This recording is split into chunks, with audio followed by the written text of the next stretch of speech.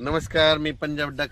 राज्यातल्या सर्व शेतकऱ्याला सांगू इच्छितो की राज्यामध्ये सांगायचं झालं 1 ऑगस्ट पर्यंत जळगाव जिल्हा, धुळे जिल्हा, नंदुरबार जिल्हा, नाशिक, कळवण, त्याच्यानंतर अहिल्यानगरचा काही भाग, इकडं वैजापूर ह्या भागामध्ये म्हणजे आणखीन 2 दिवस मध्ये थोडा भाग बदलत विखुरलेला स्वरूपाचा पाऊस पडणार आहे.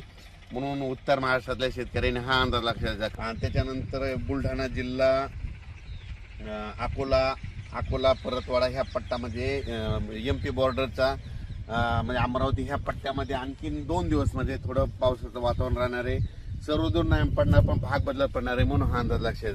पण राज्यात सांगायचं झालं तर पूर्व विदर्भ आणि पश्चिम विदर्भ, त्याच्यानंतर आपण काय करू, मराठवाड्यामध्ये परभणी जिल्हा, हिंगोली जिल्हा, लातूर जिल्हा, नांदेड जिल्हा, वाशिम, त्याच्यानंतर बीड जिल्हा, धाराशिव जिल्हा, सोलापूर जिल्हा या भागामध्ये आणखीन आजच्या दिवस थोडं वातावरण राहणार आहे. मात्र 1 तारखेला मात्र मराठवाड्यात ठिकठिकाणी असं चांगलं 1 ऑगस्टला सूर्यदर्शन घडणार आहे, म्हणून हा अंदाज लक्षात घ्यायचा.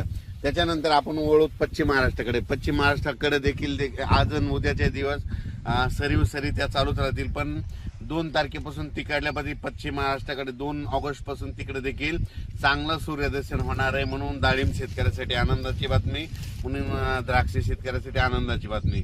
त्याच्यानंतर काय करायचं, आपण पूर्व आणि पश्चिमी दर 6-5-11 जिल्ह्यामध्ये म्हणजे वर्धा, नागपूर, भंडारा, गोंदिया, चंद्रपूर, त्याच्यानंतर अकोला, यवतमाळ, बुलढाणा, अमरावती या भागामध्ये पूर्व आणि पश्चिम म्हणजे 6-5-11 जिल्ह्यामध्ये तिकडं आणखीन 1 तारखेपर्यंत थोडं ढगाळ वातावरण आणि तुरळक ठिकाणी पाऊस देखील असणार आहे. पण 2 तारखेला मात्र चांगलं असं सूर्यदर्शन होणार आहे.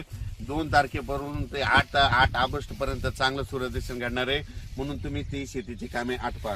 त्याच्यानंतर कोकण म्हणजे सांगायचं झालं तर सांगली, कोल्हापूर, सोलापूर, पुणे हे कोकण पट्टीचा पाऊस मात्र त्या सरी मात्र 10-10 मिनिटाच्या 5-5 मिनिटाच्या कोकणातल्या सरी चालू राहतील, म्हणून हे लक्षात